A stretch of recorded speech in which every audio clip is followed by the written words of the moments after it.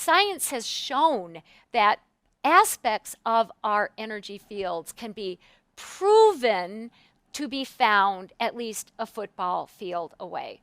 When we talk about the science of subtle matters, you're going to find that a part of you may be interconnected to some rock on Mars, or maybe a being that hasn't even been incarnated yet.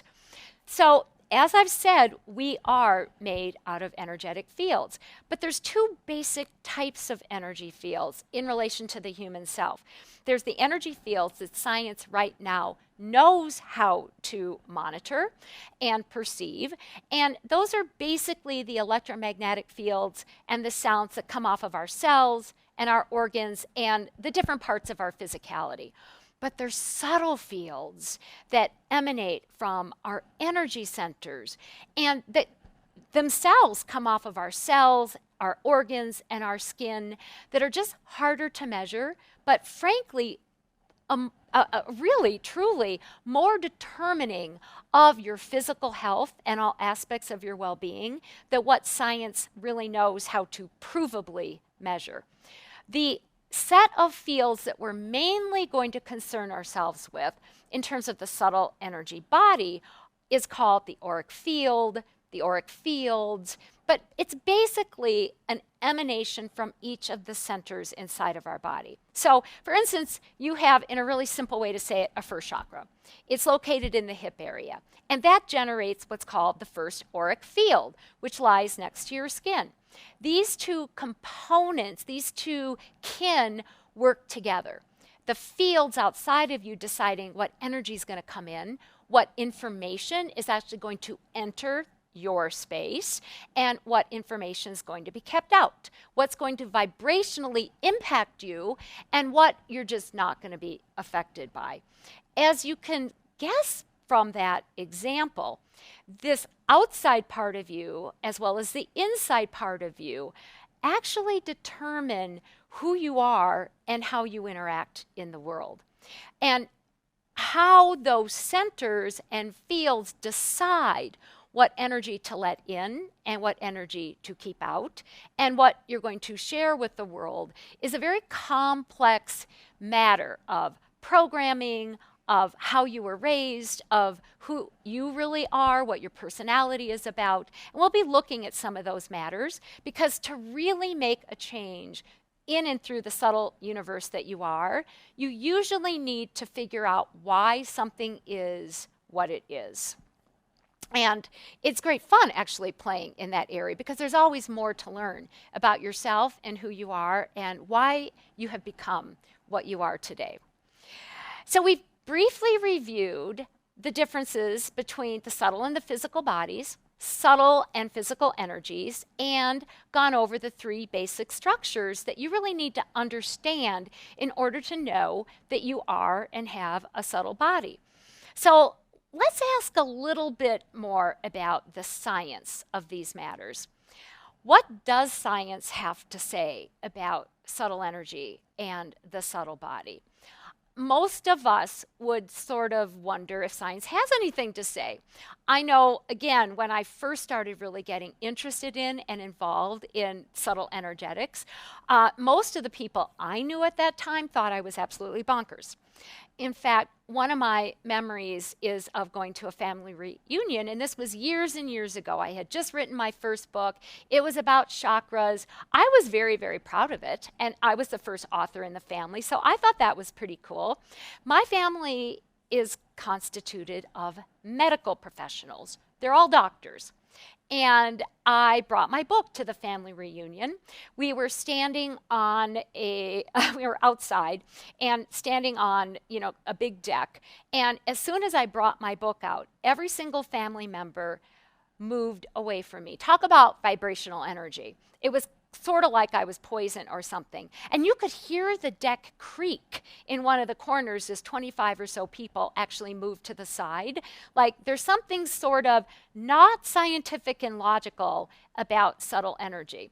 Well, fortunately, science has grown up over the last 10, 20, 30 years, and actually has quite a bit to say about subtle energy and the subtle body. In order to talk about that brand of science, I first want to just, kind of give homage to what's typically called classical science, or the science that most of us grew up with in school, to which we usually say thank you to Sir Isaac Newton. I call this apple science because of the stories that he got hit on the head with an apple. And the physical body inside of its box does seem to need to obey the types of laws that Newton came up with. Newton basically, through his 3 laws of thermodynamics, said that when you just look at the physical universe, everything runs downhill. And it does seem like that when you look at the physical universe, or maybe even politics or other aspects of our lives. And that has a consequence, that way of thinking, for those of us who are devoted to energy healing or to helping or serving. Because basically what it implies is that if I help somebody else, I'm going to lose energy. Fortunately, quantum physics has appeared on the scene, and it's quantum physics as a type of science that can truly explain and actually substantiate not just the existence of subtle energy, but the formidable power of subtle energy. So, what's quantum physics?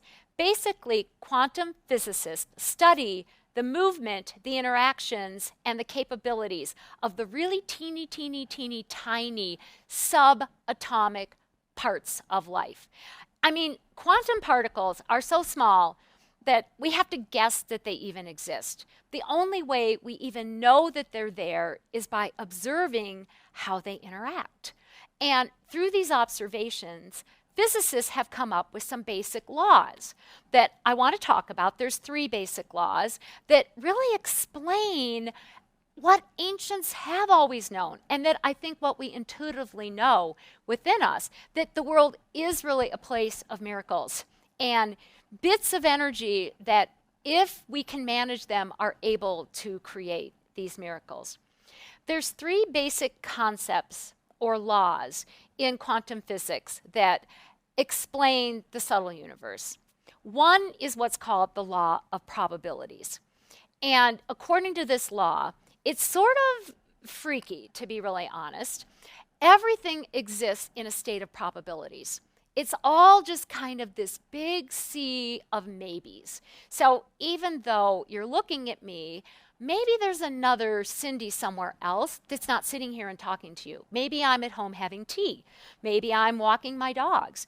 And according to Heisenberg, who was the creator of, and really we could say the observer of this law, nothing actually comes into being unless it's observed.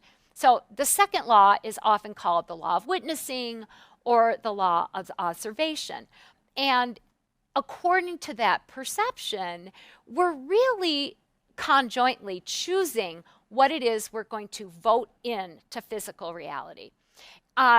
I was trained as a subtle energy healer when the New Age was sort of just forming. And one of the main ideas that I was told is that you choose absolutely everything that happens in your life.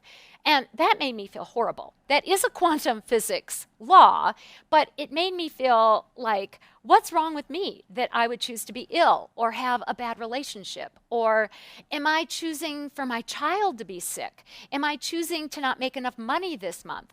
And that's not really what these quantum laws are trying to say. What they're inferring is that we have choices, that there's all these perhapses, there's all these maybes, and that by interacting with what we desire, by literally getting involved in creating a choice, in visualizing it, in wanting it, in desiring it, in working for it, we can actually bring it into being.